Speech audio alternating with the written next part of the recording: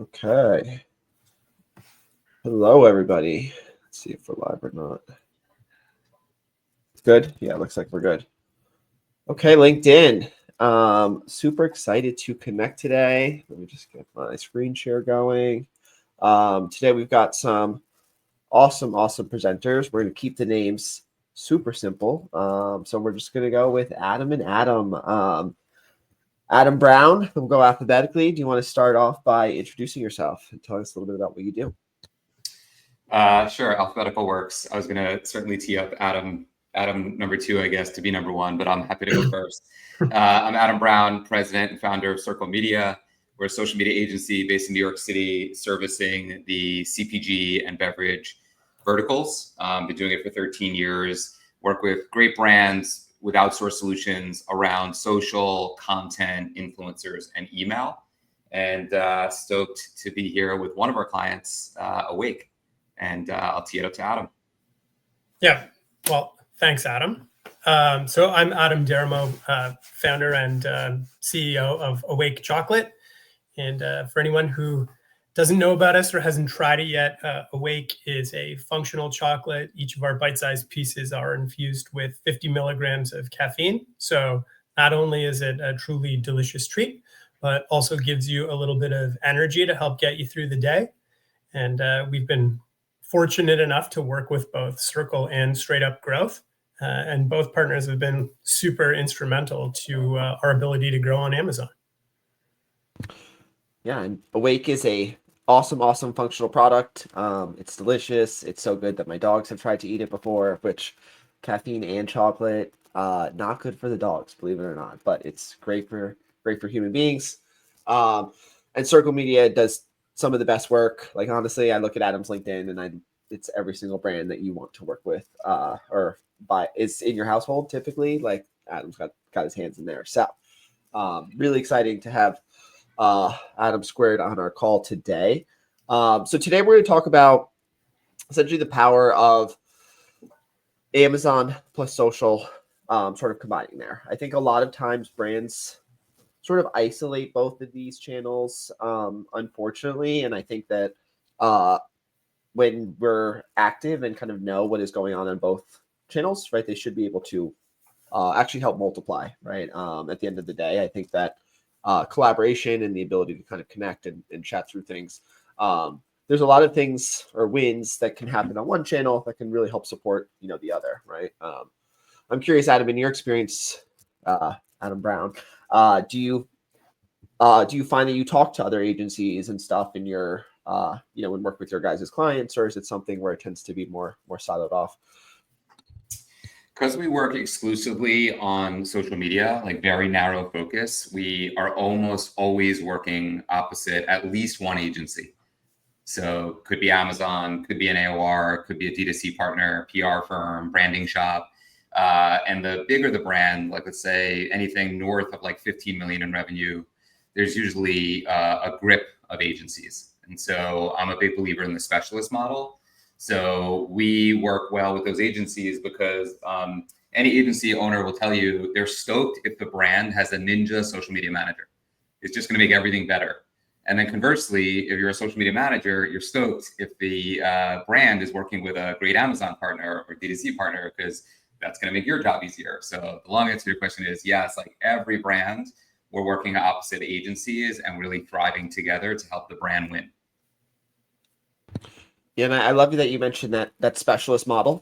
We kind of think of things the same place, right? Like, we work with a lot of great brands, and ultimately when you do a good job, like brands want you to do other things, right? And one of the things that we're, always careful of is like, look, we know what we're experts in, right? We work on the things that we're experts on, and we have a bunch of great partners that we pass things off to, right? At the end of the day. Curious, Adam number 2, how did you decide to work with kind of multiple specialists versus trying to take everything into one sort of solution or partner there? Yeah, truthfully, it's been a bit of trial and error, but one lesson we've learned now in almost every part of our business is those partners who seek to be a jack of all trades end up being a master of none. And so for us, it's better. We think the most successful partners are the ones who metaphorically are like an inch wide and a mile deep. So in their sphere of competence, they know everything there is to know. That's great for us because invariably they're just really great at it, but also it affords us the opportunity to learn from them. And we like to work with partners that A, are effective, B, we can learn from, and C, are just like good people. So that's kind of what we're looking for and how we got to this place.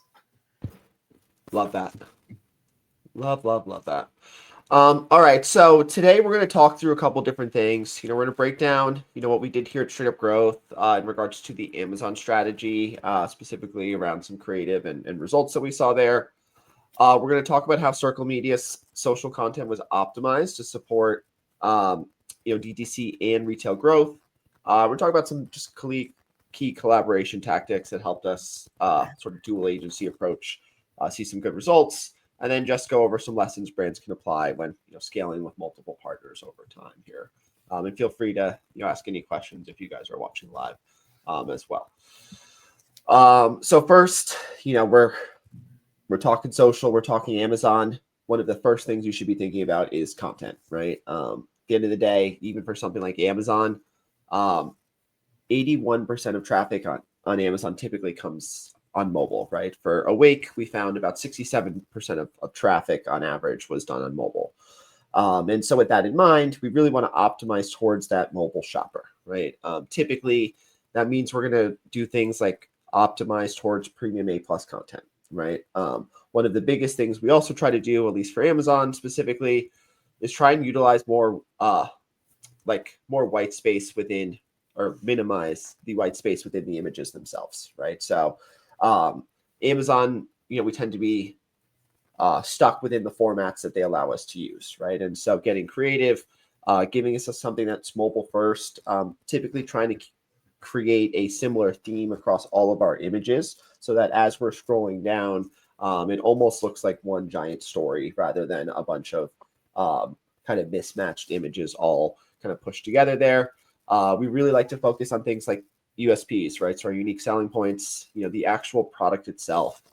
We want customers to see the texture, really understand, or really feel like they're actually getting to know this product, right? Versus just pictures of the packaging. You can see, like, even in the examples here, we've got like the Awake, but we actually have, detailed versions of the image itself, of the actual product itself within there.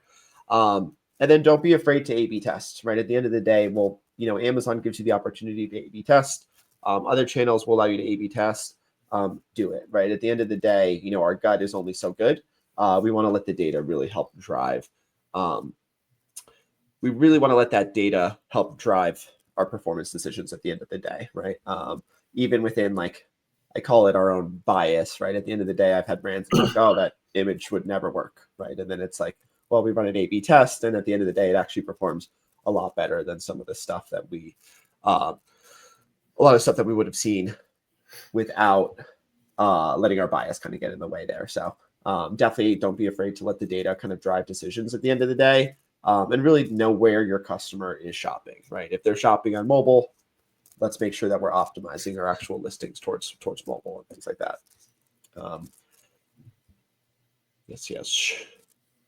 Okay, so what did we see? Once we actually made some adjustments there on the Amazon front, we're able to see an 183% increase in overall sales. So about a 258% increase in sales from search. One of the big kind of pieces from an optimization standpoint, at the end of the day, you're going to be spending from an ads perspective, right? You're going to get a certain number of sessions every day. And so looking at things like your conversion rate, that's the free money at the end of the day, right? You're spending money to get these products out there. You want to make sure they're optimized, from a conversion standpoint. The other big things is, as we're working on these optimizations, right? And as our partners, let's say, start to make shifts on things like social, one of the things we want to make sure is that we're matching our ad spend and store level velocity against our actual inventory itself, right?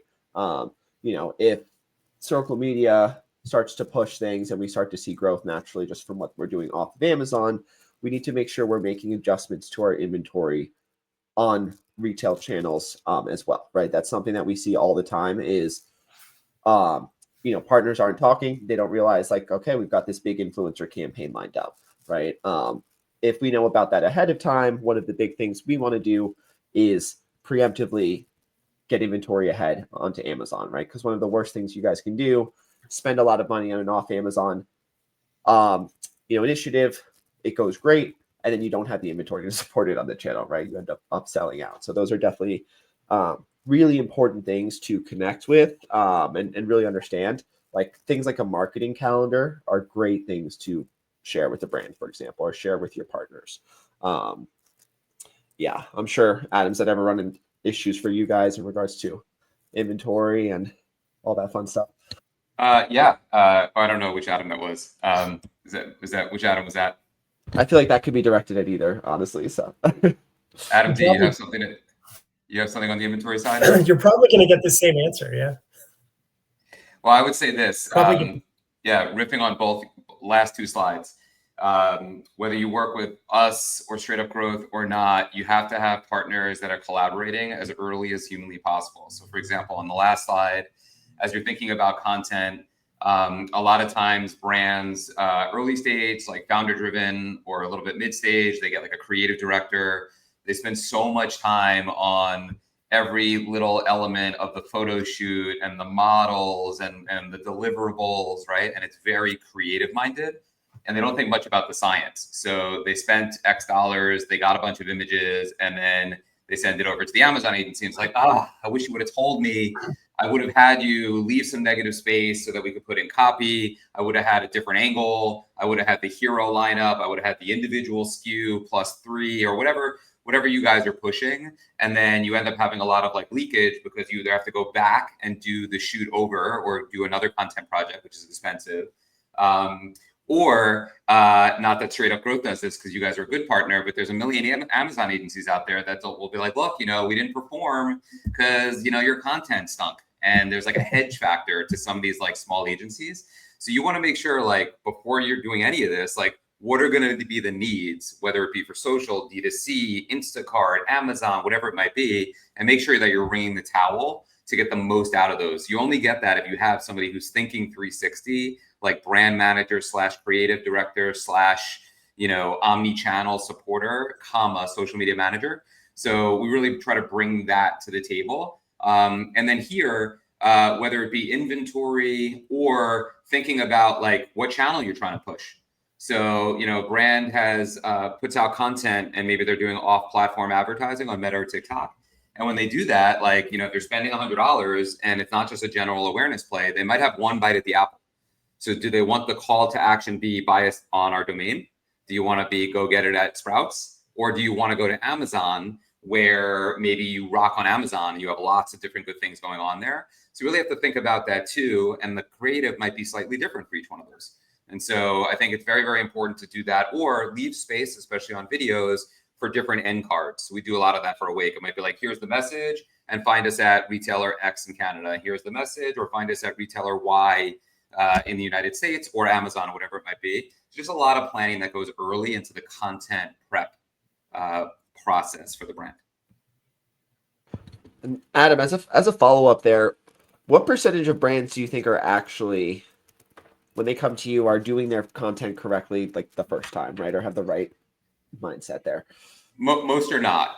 So a lot of brands that come to us through our content-only offerings, like which we call Square, they will start with us with a project of 60 hours of work, and almost always it's front-loaded with just like I call it like the fun magic stuff.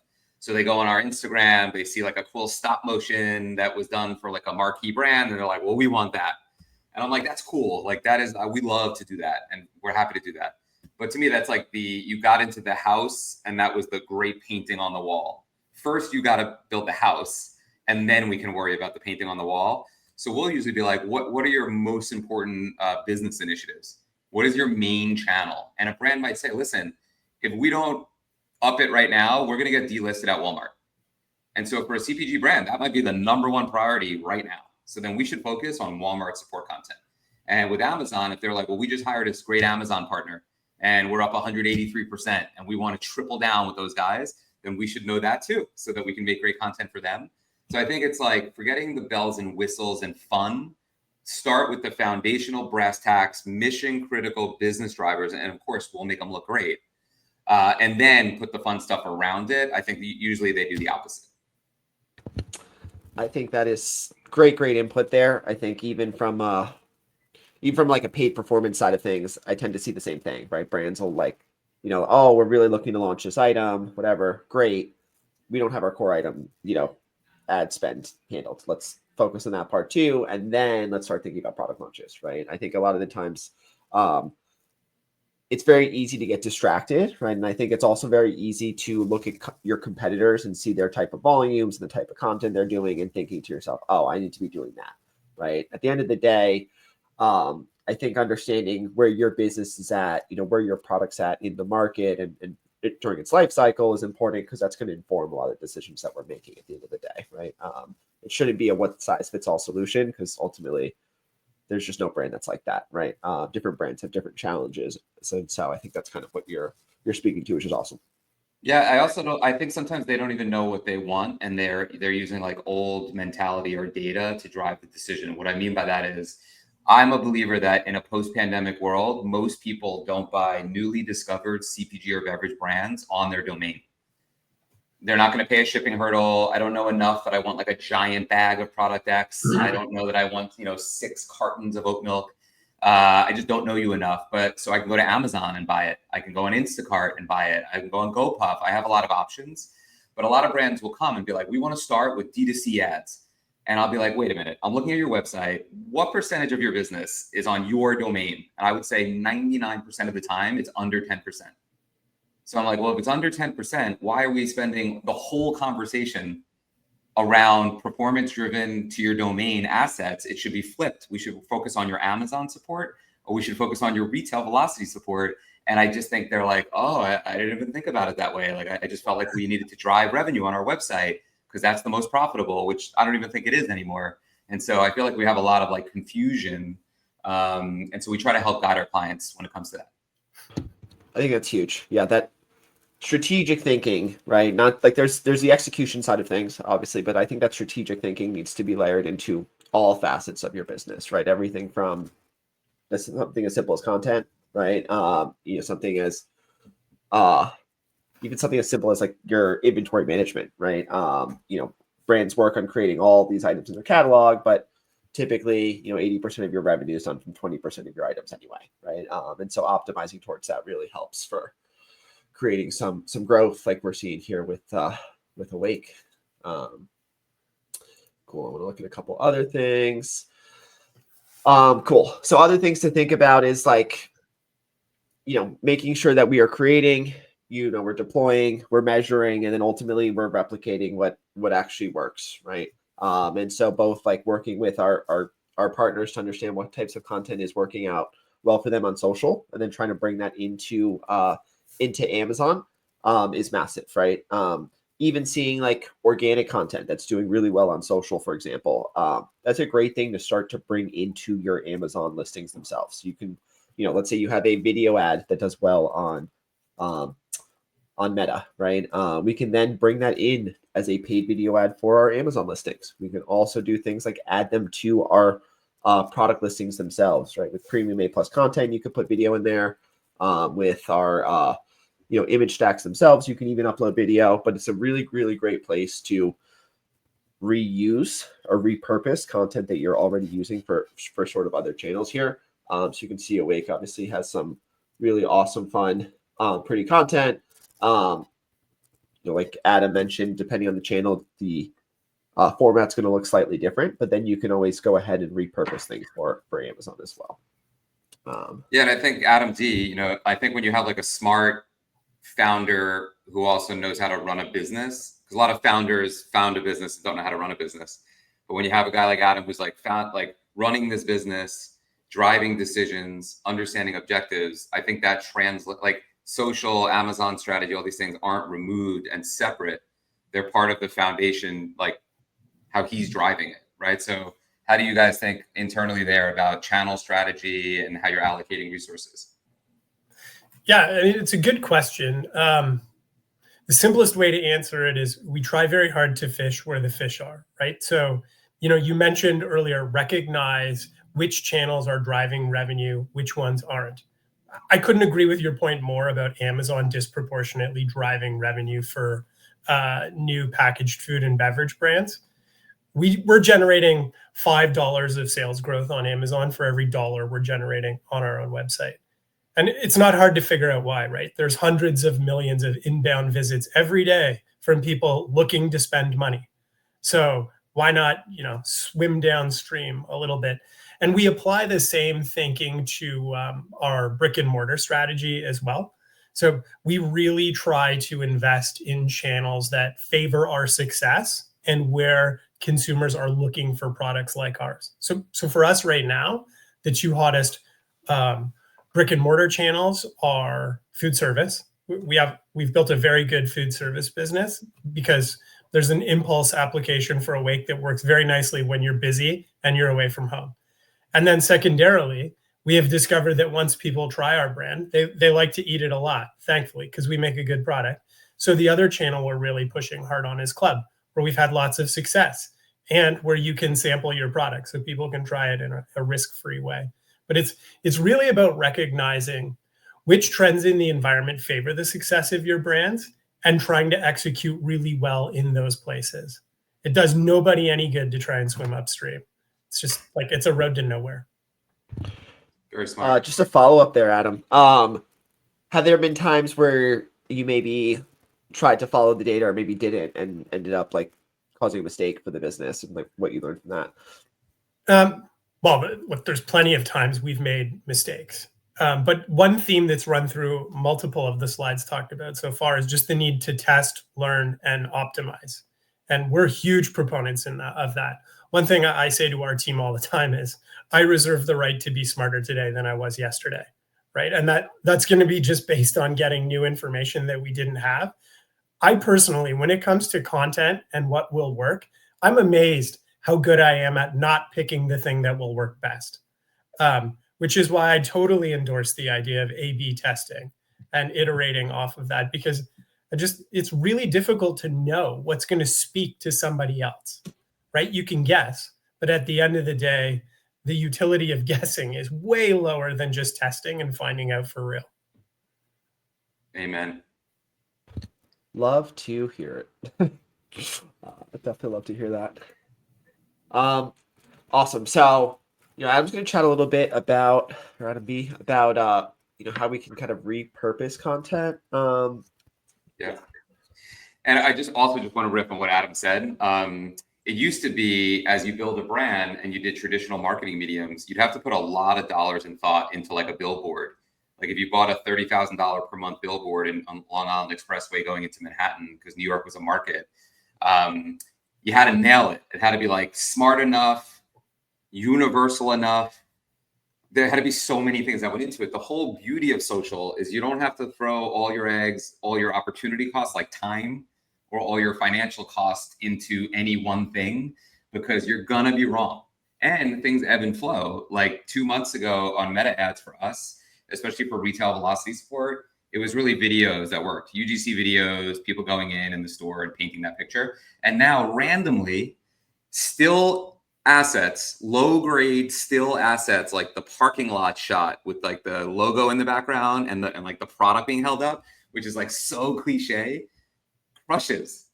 And it does the job, right? So it gets you so much more for your money. And so that's why, going back to planning, if you hire an influencer or your own creator or your niece or your neighbor, it's like, get the shot in the parking lot, maybe get the UGC video in the store, get it going into your cart, and then maybe also enjoying it with your friends later, so that we can just mess around with all of them and see like which one pops off and just ring the towel to get the most value. So that's what I'm talking about, content repurposing. Like if you're going to do a stylized photo shoot and think about something like this, like flavor forward stuff, which I think is really important. Like if I landed on Amazon, I landed on Awake, and I saw all these good reviews and all the good work you're doing, I'm going to be like, it's probably going to taste bad. I don't know. It's going to be like, caffeine, but they're delicious, right? As a user. And Adam will attest, I've been using him for years. I've been courting him, sending him photos of my product in my house. When I visited Duke one time, I found it in the student union. Like I just been a fan of the brand. And so I know he knows, but we have to let the world know that the flavor's there. So this like spoon and the deliciousness, it's a flavor profile, left some negative space for some copy above. That could be a video or a photo, and allows an off-platform call to action, but can also just be used on the website, can also be used as a cover photo for future assets, and can also just be organic social content. So really like thinking about key points that you want to get across to help convert, and then using it for conversion type messaging, and also just more innocuous brand building messaging, I think is really key. And then I like the second image, which is sometimes you want to see the product in package, which is super important for retail velocity. And even more so, like if you want to also maybe see the large bag format that Adam has, right? Also, because that might be what you see, or a club, it's a different format. So you want to have content that really shows this is what it's going to look like when you see it at the store. Then we have the individual wrapped package, and then we have the individual out of the package. So I think there's a lot of stuff going on in this simple asset. And you could also just remove the out of package ones. Now you have a second photo, takes you under a minute. Go the other way, same. So you just get more value out of that one. And then you're using that. I think this takes maybe someone from general awareness to consideration, because now I see they're bite size, the package is kind of cute. I see it's delicious. Maybe now I'll try it. And that's sort of the whole point of marketing, right? Awareness, consideration, trial. So that's how we think about starting with that content and then using it for repurposing. And these are just two examples. I love that so much. And look, at the end of the day, I like to say I'm all about efficiency. Really what that means is like I'm super lazy, right? And it's okay to be a lazy marketer, right? Lazy marketers are the best marketers at the end of the day because they figure out how to take something like a photo shoot, right, and use it for multiple things, right? Even that first image, it's like, yeah, subscribe and save 10% for Amazon. Boom, awesome. We can put anything on there, right? Depending on what the goal is or whatever our purpose is, like the guy that mentioned, even for something like Amazon DSP, right? I think a lot of brands miss the mark on creative content. At the end of the day, like we can A/B test on DSP so easily. Almost no brands actually A/B test on there. And it doesn't make any sense to me, right? Because at the end of the day, like, if we have the assets available, there's no reason not to try a bunch of different ones, right? And like Adam just story told, through an example of like we get everything from like UGC to influencer to product level shots, right? All in a single shoot, right? There's no need to pay for multiple shoots to try to figure out all of these different things, right? If you plan it correctly, you do a little bit of extra work in the beginning, it means you get to do a lot less work at the end of the day, right? Be lazy, like at the end of the day, by just being smart and putting these things out.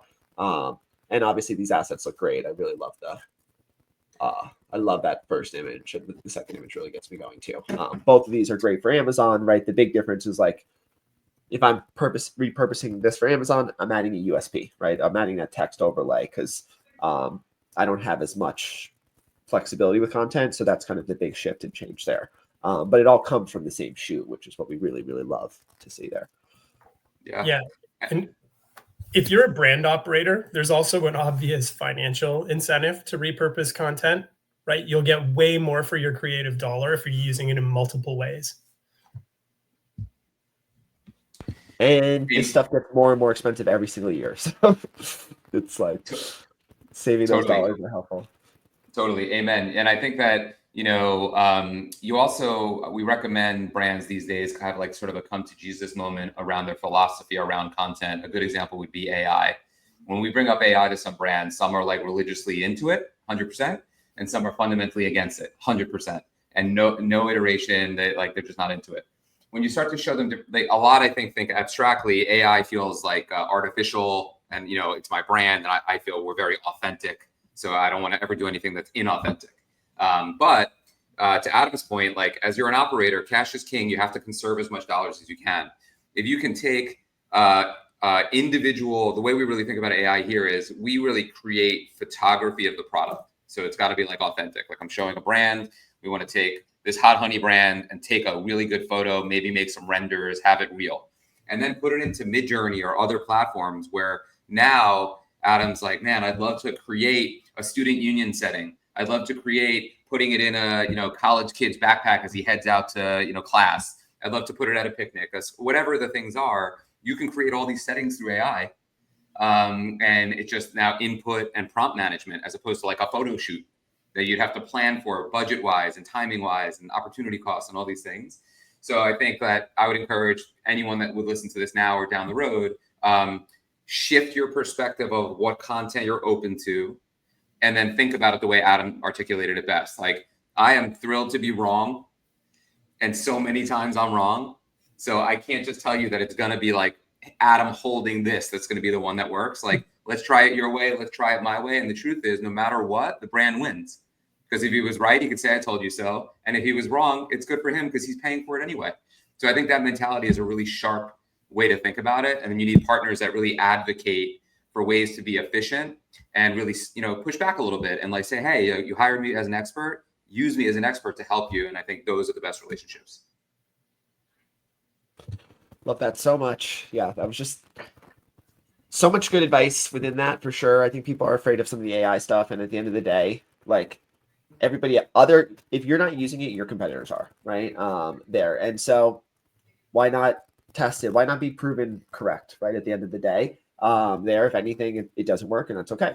But I think one of the biggest bottlenecks I run into all the time, right? So I do a lot of audits, and I'll talk content's one of the first things I notice on listings. And all the time I hear from brands, oh yeah, we're working on it, we're super backed up, whatever. And it's like, it's awesome, but like, if you've been working on this for 12 months, right? That's 12 months that you guys have been missing out on potential sales, right? At the end of the day. And so, yes, you're working on it is great until it's too late, right? And now your competitors have so much more market share compared to you that you're spending way more money just to claw that back, right? Because you tried to make the perfect listing or the perfect product image versus let's get something up there. Let's figure out if we like this or not. Let's see how the world responds. Or you've got outdated content from 10 years ago that was perfect 10 years ago, but like it's been 10 years, right? So let's get things going. That happens all the time. And sometimes you get a Canadian brand that maybe has a different Canadian logo than a US logo. So they have a lot of Canadian stuff, and now they got to change it, or not the logo, but like, the information around the benefits and the rules and regulations, which happens a lot with Canadian brands. It could be as simple as a Canadian web address or an American web address. That little change on a graphic that you don't have, and you're not even using something like Canva, whatever it might be. So you just need a resource that is nimble, understands the brand rules, maintains integrity, and is able to create across all the needs and pivot. Like if the Amazon agency came to us and said, hey, you know what we're learning? We're actually learning when you put AI in assets, it's actually hurting performance. We're working with a lot of, I'm making this up, and I'm saying if an agency partner said that, then that information needs to get to your team so that they know if they're serving up to AI, you don't want that AI content to hurt the performance there. That was definitely impacting meta ads for a little while. Now it's not, but it was. So you just got to be able to dip and move. And that's why you just got to be very mindful about not putting all your eggs in one basket, or using one shoot that you second mortgaged your house for 2 years ago, and you just can't stomach doing another one. You got to find a way somehow to get additional content that's current. Content is king, baby. Content's king. Cool. So I know we've definitely chatted through some of the results here. I think we've kind of alluded to why a multi-agency kind of model works, right? I think the biggest thing, and Adam spoke to this, is you get deep subject matter expertise, right? And that masters of none helps no one at the end of the day is a big thing I always think about. There's lots of stuff I'd love to get into, right? Like, I love social. I think it's awesome. But I just don't have the time to figure out how to turn us into experts there at the end of the day, right? I'd rather work with folks that have already cracked the code at the end of the day. And I find that the brands that we've been able to accelerate the fastest tend to be ones that have really good partners, right? And they're not us. They're somebody that's already an expert in that space. Yeah. And I would just say, I use the analogy with doctors all the time. Like, when I was 20, I just went to my internist once a year, and that was it. At 48, I care more what my cardiologist has to say about that very important topic as I get older as a male, running around and having, things with my grandpas and all that kind of stuff. So I'm going to be very tactical. So I think it's the same thing. Really early stage brand, you can't afford to probably pay 4 agencies. So you're going to have an internist, or you're going to just figure it out yourself. But as you start to scale and go north of 3 million run rate, 5 million run rate, 10, 15, as you really start to build your business, you got to get the specialists that can be straight assassins. And they all went to med school, so they all sort of speak the same language. But each specialist is bringing like the best medical care to Adam and his brand. And I think that's the mentality that you have to think as your brand starts to scale. Yeah, it's a good point. Like for any brand starting out, there's a point at which you can't afford to have multiple partners. And at some point during your growth journey, you'll reach the situation where you can't afford not to have multiple partners, right? The bigger your business gets, the more people you have to reach, the more effective you have to be with all of your communication. And nobody can be great at everything, right? So for us, the key is find great partners, but like down to the fourth point, make sure it's really clear what you need everyone to do. And it sure helps if you have a great marketing team internally. So like for us, shout out to our marketing director, Christine. She does a great job aligning all of our agencies. And I think if you talked to all of our partners, they would tell you they understand what we're trying to do. And they also understand how everyone's pulling the rope in the same direction, right? So can't endorse the point highly enough. Like work with experts as soon as you're able to afford it, because at some point you can't afford not to. Adam, just to follow up there, what was that point for you when you switched from doing everything internally to actually bringing partners on? Yeah, it certainly was incremental, right? So early on, my two co-founders and I, we did everything. Once we got to the point of having a few $1 million of recurring sales, we were able to first add to our direct team and then add agency partners. Not that long ago, we kind of hit like the 8-figure revenues range. At that point, I found that the scope of our business was at the point where we needed multiple partners. I mean, we had a few already, but just like what we were trying to accomplish on social, what we were trying to accomplish on Amazon, what we're trying to accomplish from an in-store customer promotions marketing perspective got big enough that not one partner could handle them all. And even if we found someone who said they could, invariably, you can't be great at everything. So for sure, by the time you're doing 8-figure revenue, you're going to need multiple partners because chances are you have a few lanes in your business that each requires some expertise. Awesome. Yeah, thank you for sharing there. I think we've chatted through a lot of this stuff here. I'll say this is a good question for you, Adam Brown. I'd say for you, when you see brands that claim they're sort of social or agencies that are social experts and maybe Amazon experts and .com experts, like why is that a red flag to you, or what do you typically see as somebody who probably can't do the job that you guys can do there? Well, I think you want to find experts in those areas. You're not going to find one human that holds a degree in biology and business, and you get the point. So the analogy I always use, like I live in New York, it's pizza capital, right? If you go to a place in Midtown that's like pizza and Chinese food and bagels, I feel like they're not doing them all. Like none of them are making like a top list. It's efficient, but it's not what I'm looking for. So I think you want somebody that really specializes in their category. And I think there's a couple things that go on. First, it was very sexy to hire one AOR or one all-in performance. So like performance, web, conversion optimization, and Amazon from 2012 to 18. And then you had brands launch like Magic Spoon that just like crushed D2C and like Hydrant that like crushed it. And everyone's like, these guys crushing it, right? And then you had the iOS change, and then you had COVID, and then you had a lot of people had to buy online, and then that ended, and a lot of people went back to store. And the model has changed, user behavior has changed, and a lot of these agencies are still stuck pitching why an AOR is a beneficial thing. And I think that is like gone. It's fully archaic. That's one. Second is social media is very unique. I'm sure, Dan, you guys can attest.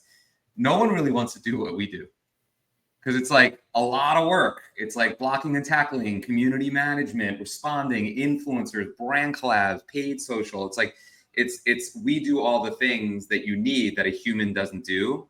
And we've never met one. We just do it outsourced. But that's what brands need. So that's why we're very narrow in what we do. So we're not chasing shiny objects, and very narrow in the category we focus on.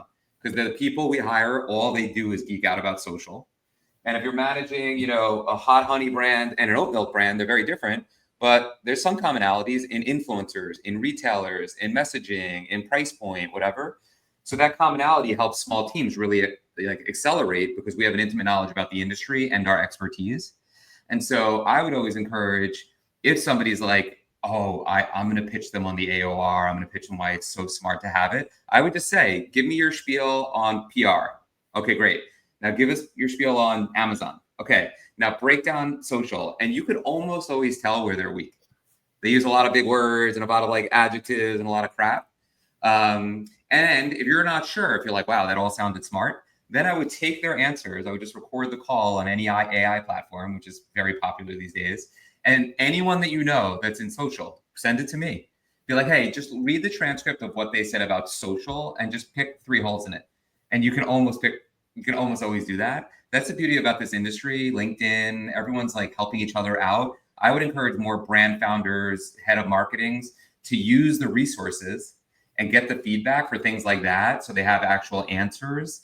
Otherwise, it's very easy to sort of get fooled and sort of lulled into, oh yeah, it would make sense to use this one agency for everything. It would also save me time because I don't have to have as many phone calls. I would just be buyer beware on that. I've never really met an agency that did it all. I can't think of one. And so I would just, if you think I'm adding any value today, I would just say, don't put all your eggs in one partner. It's usually not going to work. I couldn't agree with that more. Yeah. And it's like, I think the point you made of just like recording those sales pitches, right? They're really easy. And you have a friend who's already done it, right? You have an agency partner you can ask. Like I have people all the time. Look, we make sense for certain brands. We don't make sense for everybody. But at the end of the day, like send me your audit, right? I'd rather like point you in the right direction than have you waste money and go to 3-4 different partners before you find the right one at the end of the day. So just definitely ask around your network. Like you mentioned, LinkedIn's really nice. People are really nice on there too. So you can always find good partners through that, or at least get a decent BS detector from that. And the super fluffy acronyms, I know exactly what you're talking about in those pitches. I'm like, ooh, too many big words here. Totally. Awesome. Well, thank you guys for joining and chatting here today. As you can tell, we've got some super sharp folks on the call. Adam Brown from Circle Media, they do incredible work. You should definitely follow them on LinkedIn. They do really, really fun content as well. And then Adam D here from Awake Chocolate. Their product is honestly phenomenal. It's really, really good. Like you honestly can't believe there's any sort of awakeness in there. You just think you're eating chocolate. So I can avoid them at nighttime. That's really my only hard part because I want to eat them at night. And that's the time you're not supposed to. They are delicious. They're good. They'll get so you. Good. Yeah, Adam obviously has to say it, but I will definitely confirm they are delicious. And I just want to give some kudos. This is a founder that I courted for years, and he was always respectful. He always got back to me. We actually had a couple phone calls. We had great conversations, stayed in touch. I don't think a lot of people do that. I think he was always open to like hear me out. Like, what are you up to? What's going on? I think that's really smart. And shout out to his head of marketing. She got on the call with me, really was thoughtful, really broke it down with me, was discerning, asked good questions, like all the good things. And the time was finally right. And I don't think Adam pressured her. I think she made her own decision and her own merits, which was really, really cool. And we've been off to the races ever since. And so I do think another suggestion is good internal marketing leaders are underrated. Good, thoughtful, not set in their way leaders are very, very important. So if you find one, get them, lock them up, look for referrals, but because they can be a huge unlock and really help you accelerate your brand. And I think that's what Adam has found. Couldn't agree more. Yeah, I could say definitely from us on the agency side, when we have good partners we're collaborating with internally, it's just such a massive unlock for us. Because as an agency owners, we do a lot to try to provide a good service, right, and make sure that we're sharing awesome strategies with our brands. That information is only as good as like how well it's used, right, or actually talked about. And so it's like we can go, bring you like this is the greatest innovation we've ever seen, and it's like you could have marketing managers that listen, or you have other ones that just like kind of they glaze over. They're like, yeah, we'll talk about it, and then they never talk about it, right? So you want the ones that are annoying and do want to talk about it at the end of the day, because they're the ones that are going to innovate for you and help you find that next unlock. Amen. All righty. Well, happy Thursday. I don't know. It's crazy. I'm gonna be up in New York in Adam's neighborhood next week. So Fancy food show. I'll see you there. Hopefully it's a good show. Great chatting with you guys. Appreciate you both. Always good. Later, everyone. Peace. Bye.